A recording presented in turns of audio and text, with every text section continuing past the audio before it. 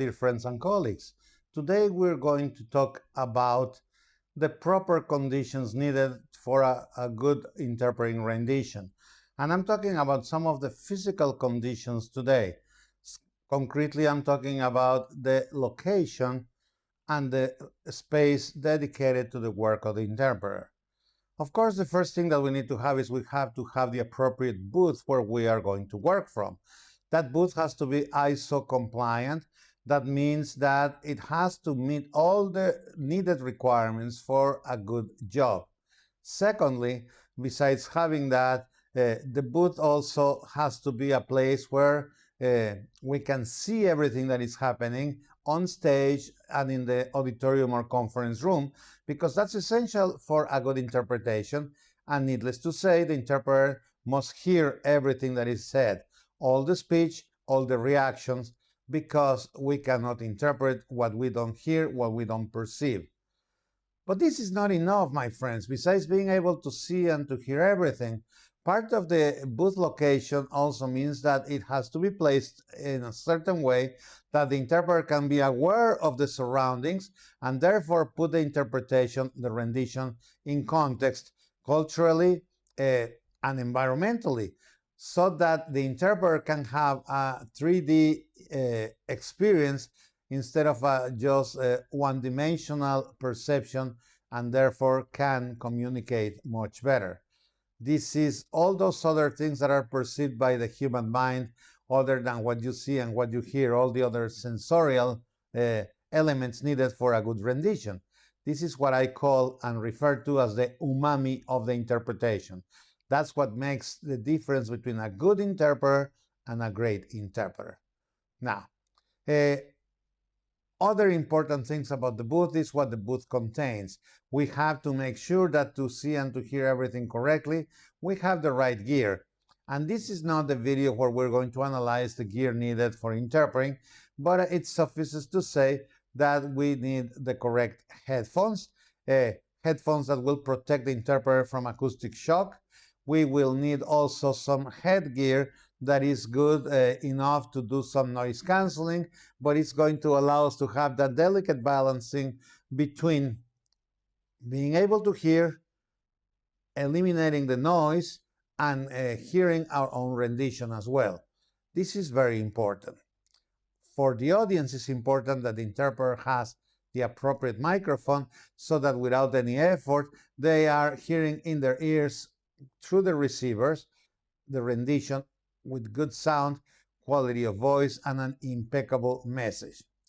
This is very important, and whether it's a freestanding microphone or it's a microphone combined with the headset, it has to be the right microphone. And speaking of the headset and the microphone, when the interpreter is working, the interpreter has to have also a good interpreting console. The console has to have all the appropriate elements for a good rendition and peace of mind of the interpreter. Besides the good microphone, it has to have clearly accessible and marked controls for volume, the cough button, and also to be able to switch or change channels as needed during the rendition, and perhaps even to do a relay when relay is required as part of that specific assignment. And finally, to have the ideal situation, location with the booth and what is inside the booth, we have to think about what is right next to the booth and will help us sometimes to fix what is wrong in the booth. That is, the appropriate technical support. We must count with on-site technicians that are going to be always ready to help, that are knowledgeable people that know how to do their job. This could cover everything that has to do with in-person interpreting. What about distance interpreting?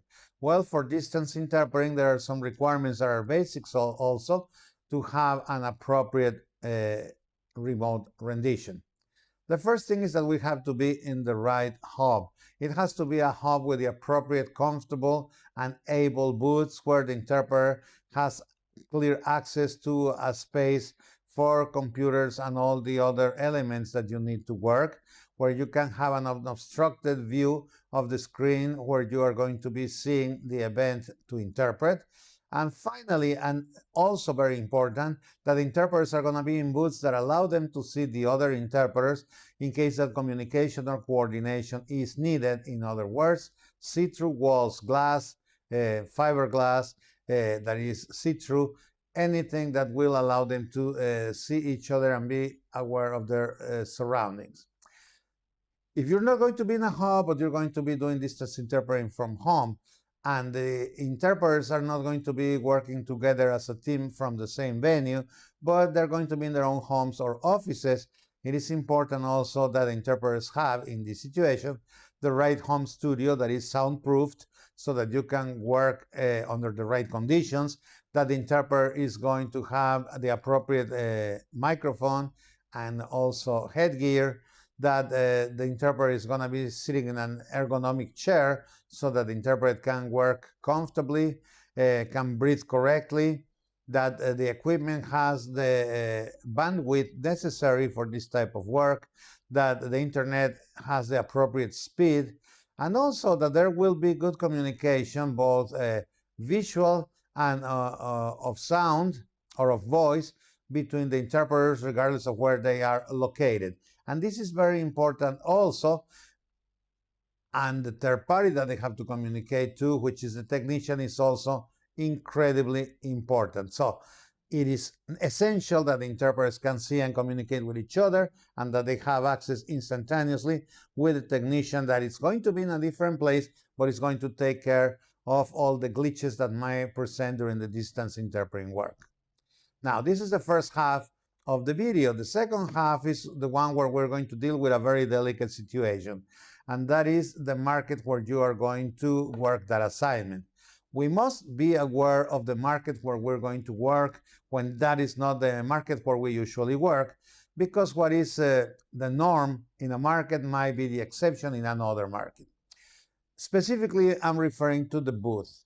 There are many markets throughout the world where instead of using a booth, they use what they call a tabletop, a half booth, which is this device that they sit on top of a table and that allows the interpreters to interpret from there with a certain minimum, I would say, degree of isolation and insulation, so that they can speak and the people can hear them through their receivers instead of, from the air, in a way that makes things a little bit more palatable, I would say, than having a booth.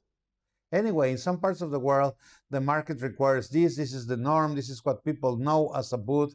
And even some of our colleagues refer to these tabletops as the booth. So if you don't want to work there, you're not aware of them, and not to be surprised, when you're going to work in a foreign market or a market that you're not familiar with, always ask a lot of questions to make sure that they are going to have the booth that you are expecting to have.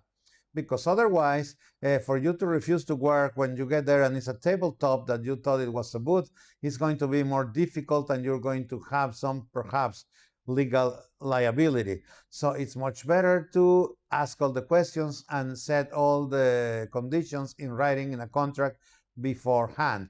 That way, if they promise you a booth, as a booth is, and you show up and they have a tabletop, then you can walk away from that assignment without any liability. That is very important. You have to understand that in some parts of the world, this is all there is. Maybe because the market is used to them, because they are really cheap, because they are really portable, because it's very accessible to take them everywhere, because sometimes there are some space constraints or limitations in the place where you're going to work. A booth won't fit there, so they take these little tabletops. Sometimes it's going to be a very short event, 1 hour, an hour and a half or so, and it would be very complicated and very expensive to be setting up booths for something that short. Perhaps other times they have to use them because of security requirements, when the venue will not let the technicians go in and set up the booths ahead of time, and there's no time to do it the same day of the event. So to some of us, they are an exception, or they might look unacceptable, but to some others, this might be all there is in their market, and they are used to work with that. Always keep that in mind.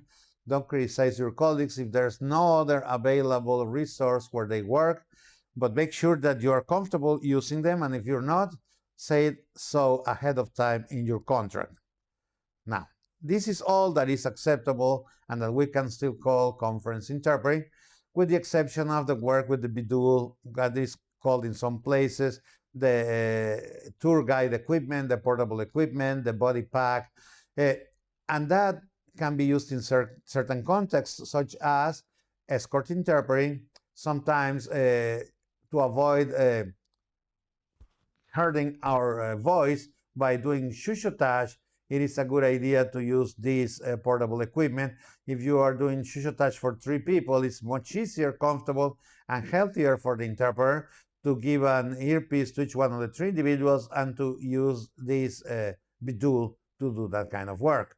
These are situations where the interpreter is a conference interpreter and for some legitimate reasons is using the bidule.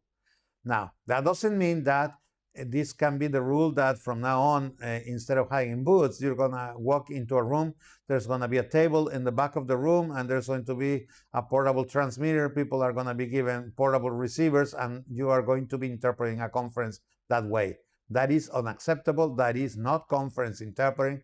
And I know that especially after the pandemic, this started to become more often the rule in many parts of the world. If you are offered that work, you should refuse it. That is not proper conference setting. And these people should never pretend to be hiring conference interpreters under those conditions. This is very popular in some countries, especially in public service interpreting, but it's absolutely unacceptable in conference interpreting. You cannot hear, the quality is terrible, you cannot concentrate, and there is no privacy for the interpreter to interpret. So if you walk into a room and then in the back of the room there is a little table with some portable equipment, you have the choice, and I would say the obligation, to walk away, because that is not a conference setting. You are not expected, and you cannot do a good rendition under those circumstances. Everything else goes. This is always unacceptable. At least that is my opinion. Thank you very much.